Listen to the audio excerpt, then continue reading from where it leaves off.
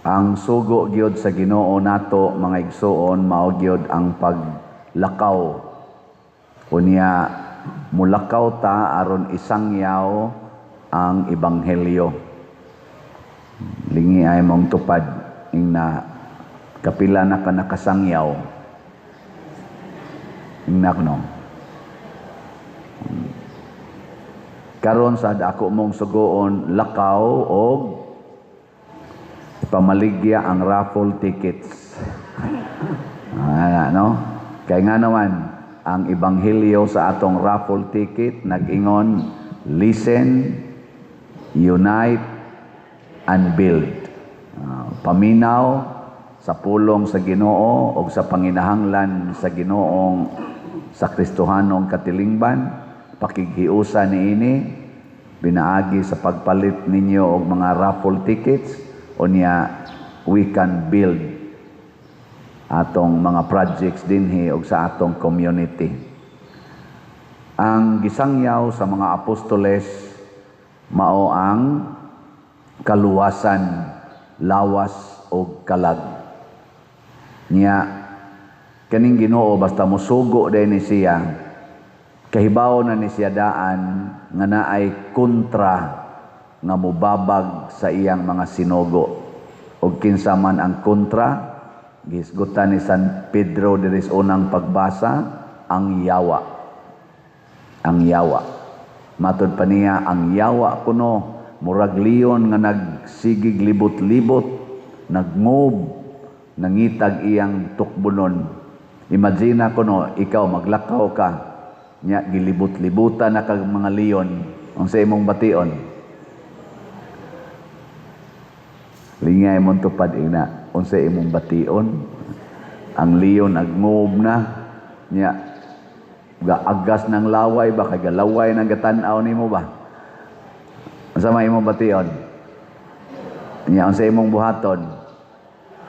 Mudagan ka. Dagan yun. Nya mas kusog ba na mudagan nimong leon? Patay ka. Matod pa ni San Pedro, mao na ni, sukli siya. Liguna ang imong pagtuo. Tama? Sukli siya. Liguna ang imong pagtuo. Nya sukli dayon ang yawa. Sa inyong paminaw, kining atong pagtuong Katoliko makasukol lig yawa. Kinsa ninyo dinhi ang wa gyud masuko sugod adtong January 1 hangtod karon, taas ang kamot. Tanawa to na pildi na siya wa. Wa mo musukol siya wa, ni paundayon, ni pauraray mo siya wa. Kinsa gyud ninyo ang wa gyud kapanglibak or makaapil anang libak-libak sugod adtong January 1 hangtod karon, taas kamot. Pildi na mo siya wa. Kinsa ninyo ang wa gyud kapamakak sugod adtong January 1 hangtod karon. Nay uban nakasukol anang dapita. Congratulations, duha ka buok. Pabasa ka na mamakak. So, mao na sukli ang yawa. Nya unsao man ato pagsukol siya wa, gamiton ang pagtuo ngano man, nganong mao man gisangyaw nila ni San Pedro, nya gisuwat ni San Marcos tungod kay si Kristo niingon diri sa atong ebanghelyo, ang motuo maluwas, ang dili motuo silutan. Kung motuo kuno ta sa gisangyaw sa ebanghelyo, mga ebanghelista, maluwas ta. Pero di ta motuo silutan ta. Anya ni sumpay din si Kristo. Ug mao kini ang mga timaan sa motuo. Naay mga timaan. Sa akong ngalan maghingilin silag mga yawa ug manulti silag lain-laing mga sinultihan. Dili ni siya ni si sarili nga ang lain-laing sinultihan kana bitang di ka masabtan. Part sad na siya pero di gyud ni si sarili kana mga anak ka ba. Pero part sad na siya. Depende las inspiration sa Holy Spirit. Kaning lain-laing sinultihan, mahimo kang linguist, kamao kang mosabot sa ubang mga sinultihan o sa uban nga mga pamaagi sa komunikasyon. Kay ang komunikasyon kanang pagsulti, either words or actions man na siya. Nya para nako ug ako'y pa-interpreton ani, lain-laing sinultihan masabtan ra gina nimo basta nahigugma ka sa tao. Tan-awa nang naghigugma ay dali kay na sila magkasabot. Aksyon pa lang sa mata, kasabot na sila. No? Gawantay mo? Kana bang naghigugma ay ba? Oh, sa mata mo makikita ang aking salita. Nana. Adi tinood, wala mo kasuway ana. Hangtod gani karon. Sininyasa ra man gani sa mata. Wa nay pulong oy. Wa ay pulong, mata ra. Oh. Na mo lagi ingon, actions speak louder than words. Nabuang mo. Onya, kung makakupot mo mga halas o makainom mo hilo, dili mo maunsa. Grabihan ning gahoma eh. Tistingay, guli ninyo sa inyo, inom mo muriatic acid. Ing na, I believe in God. Kalak. Inigladok ni mo, ikaw patay na ka. Awasay siguro, basin. Ang pasabot ani, sa akong ubos nga pagsabot, kana bang wa nimo tuyo aba, kana bang gikuanan ka, giatake ka, gihiluan ka o kaha wa lang nimo damha, nakakupot kag mga halas na malala. Kinsa man ang mga halas na malala, kana mga hudas sa atong kinabuhi. Mga hudas ba, purti nimong kupot-kupot nya do na day laing gikuptan. Usahay tupad na nimo higda mga animal dagko, no? Usahay koyog lang nimo sa balay, mga hudas ba, mga hudas. Pero dili ka maunsa, pasabot, dili ka madala sa pagpakasala. Kung asawa ka, sige kag kupot-kupot sa imong bana, nya lain day ang gikuptan, moingon ka hudas ka. Pero I love Judas. I love you, Judas. Di para ni Kristo ba? Gihigugma man niya sa Judas God. Wa din niya higugma. Gihigugma. Si Judas lay wa mahigugma niya. Ano ang gihigugma to ni Jesus? Unya, itapio ninyo ang inyong mga kamot sa masakiton ug maayo sila. Mo nang ayaw na mo pagsigig pa, hiling-hiling din his pari gyud. Ang pari nasa ni siya'y gahom. Kamo kay nagtuo mo Ginoo, nasa mo'y gahom. So ayo, kanang inyong inahan nga nagtinga-tinga na tapinis inyong kamot. Ana, di ba mohunong na ang iyang tinga-tinga? Luwas na. Na. Malinaw na siya.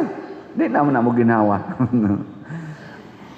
Mao magunda ang kaayuhan ng the greatest kuan gyud og final and complete healing sa atong physical illness kana yung death.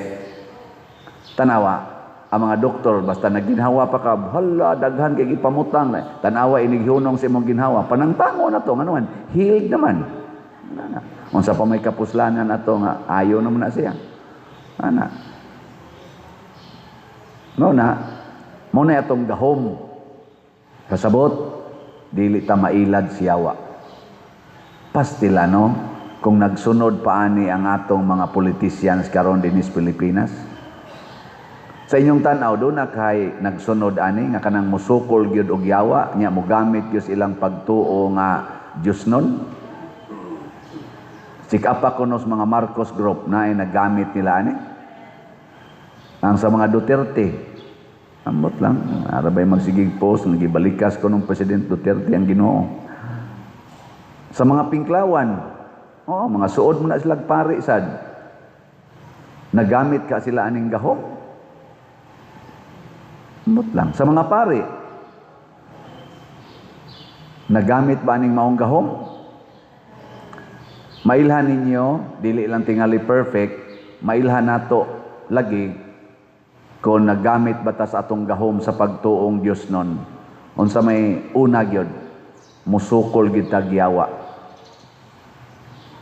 Sa atong mga politicians, daghan kog napanid-an kang kaniadto gasigig yaw-yaw magrally pagani against aning corruption. Magsigig daan ang ilang mga placards against sa corruption. Pero karon hilom na kay sila. Wa sila magrally niining ato karong grabe gyud kaayong corruption sa atong nasod. Wa sila gisulti karon. Di lang kumusulti kinsa na sila, panid ilang ninyo kay kamo labi na mo mga tiwasonon, kakita manggid mo og nakadungog manggid mo ana nila nga sige manggid nagyaw-yaw, magsige pa manggid nagingon never again, never again. Pero karon wa na gid sila magtingog.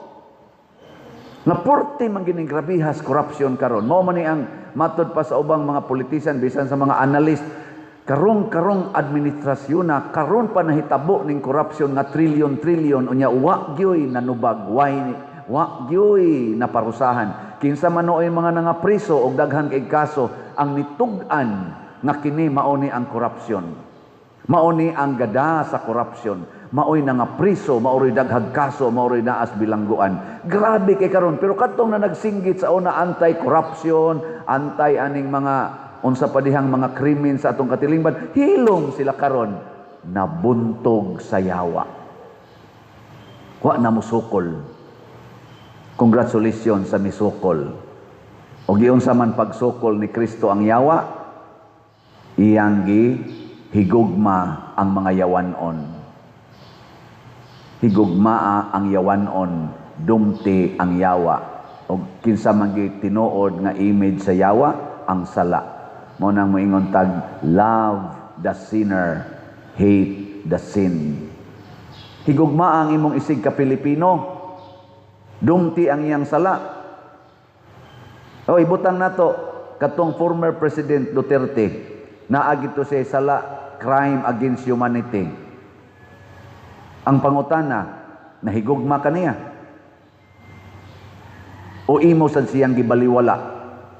Mao nang imo siyang gipapriso didto sa dahig karon.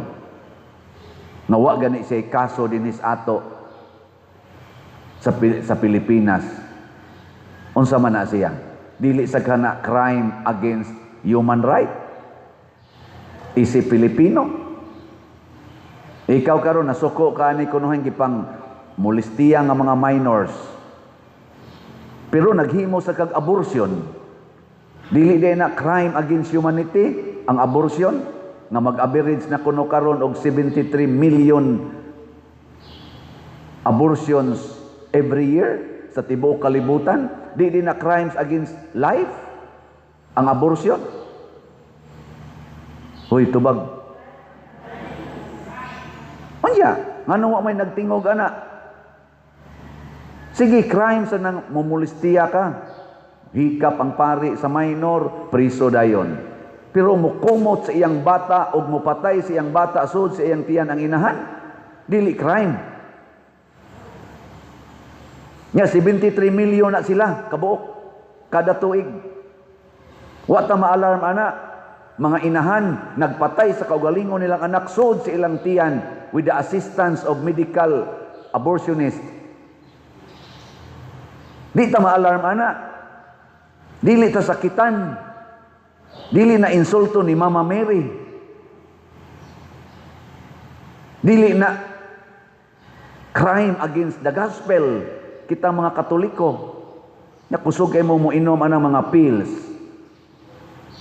Magpalaygit pa. Magpabasiktomy. Di din na crime against life. Di din na go against the gospel. Sige, pakapinta na lang ng pag-colors buhok. Hasta ng pagpaputi-puti ng inyong mga naong. Di din na crime against the will of God, against the gospel. Basig na nga tintal na tasyawa. Kay kanira bang leon, kining yawa, dili ba yan ni leon nga mahadlok ta ikakita. Ang yawa, maro kayo, i-attract ta niya. Ang sala, dili na kahadlukan ang sala. Ang sala sa tinud-anay, gibutangan nag-icing sa yawa. Ug unsa may icing niya, kanang LDS. Ug unsa man ang LDS, lami, dali, sayon buhaton. LDS, Basta kakita gani kaglami pagbantay yawa na na. Makakita gani kag dali nga paagi para makabot ang imong gipangandoy yawa na na. Makakita gani kag sayon nga paagi aron makabot ang imong gipangandoy yawa na na. Unsa may kadali yung paagi aron makakwarta? Pangawat, corruption. Nya gitawag na nirong atong corruption sa atong nasod og organized or sindikato na sa corruption. Karabang hiusa ang mga leaders ba? Mo nang di gid sila masakpan, karon nagkaanam naman sa nung kasakpan. Og di sila masakpan sa matas balaod sa tao, sa matas balaod sa Ginoo, dugay na silang konbikto. Kay matod pa diri sa Ginoo, ang di mo tuo gisilutan na. Wa man sila mo tuo sa ebanghelyo nga ayaw mo pamakak, ayaw mo pangawat, ayaw mo panikas. Matod pa gani ni San Pedro diri sa atong unang pagbasa, kamong gitugyanan og mga katungdanan, mga pangulo, ayaw mo paghari-hari sa inyong mga katawhan. Pag-alagad mo, dili tungod lang sa kwarta, kung dili tungod sa inyong gugma sa pag-atiman sa mga taong gipiyal ninyo. Giyahi sila, pinaagi sa maayong panigingnan. Di ba? So, kana ron sila, sakpan na, gisilutan na. Bisag ikaw karong ni Simba din nya sige kag promote anang mga pills, kanang abortion, vasectomy, kanang ligation, okay ra kay na nimo, gisilutan na ka. O tanawa nang nagpaputi silang naong, di ba magkaratol-ratol, mo na silot nila. Danang magsige pangiskis kilay, magkaratol-ratol na, labi nagmaigo nag-uwan, mublad, mublat man na diya. Minsa ako naman yung gipatato pa dir, mao gyapon, maratol gyapon ka. Kung di ka maratol sa imong naong, maratol ka sa imong kinabuhi. Dali kay ka maratol. Timaan na ng mga nagpalaygit, kanang sige inog pills, hadlukan kay na sila. Basta naa gani mga bati nga sitwasyon, amana din na sila. Pero tanawa nang wa gibuhat, gidawat ra gid ang kamatuoran, bisag maglinog pa, relax kay na sila. Di na managan, pero kana nga ang mga nagsigig pangusab ng ilang mga naong, pangusab ng ilang mga balay, panindot yung ilang mga balay, ni ang ilang silingan, ilan nang gialihan ang daan, kay gikural na nila, mga ratulon kay na. Tanawa na, karon taod-taod, mulinog ni. Bima mo siyagit na, ana na sila. Ni ang magunag siyagit, ang nagwali. Wala siya. So, unsao man para mabuntog ang yawa, higugmaa ang makasasala, dumti ginang sala. Mailhan nato sa ato mga politicians, bisag dili perfect, naaroy mga gipang lutos, gipang priso, gipang impeach, gipang hulga, pero musulti lang yapon, bisan pag nagkalisod-lisod na. Congratulations nila. Congratulations. Pero naay gasigig lutos, ila ang gahom, ila ang malita nga kwarta, ila ang mga desisyon sa atong nasod karon, pero ang mga naong mura na og nikupos. Daghan pa kay silang mga sakit, galisod na narog katog sila, kay gisilutan na. Gisilutan na. Silot pa more. Pero mag-usab na sila, ilan ang iuli ang tanan nilang mga gipangkawat, gitawag nag restitution, o niya mutug-an na sila nga sila nangawat, the truth will set you free. Mo na nahitabo sad ni San Pablo. Si San Pablo 14 yang panglutos sa mga Kristiyano sa dihang ni dawat na siya ni Kristo, wa na gyud, relax na gyud kay siya. Ningon dayon siya nga, I become all things to all men. Murag matod pa niya, wa na gyud, kamao na gyud siyang mupuyo bisag unsa pay kahintang. Relax kay siya. Gilas na lang lingi sa imong tupad. Ning na relax ra ka. Na relax. Ang relax manindog ta. Ang dili relax, bahala na mo diya.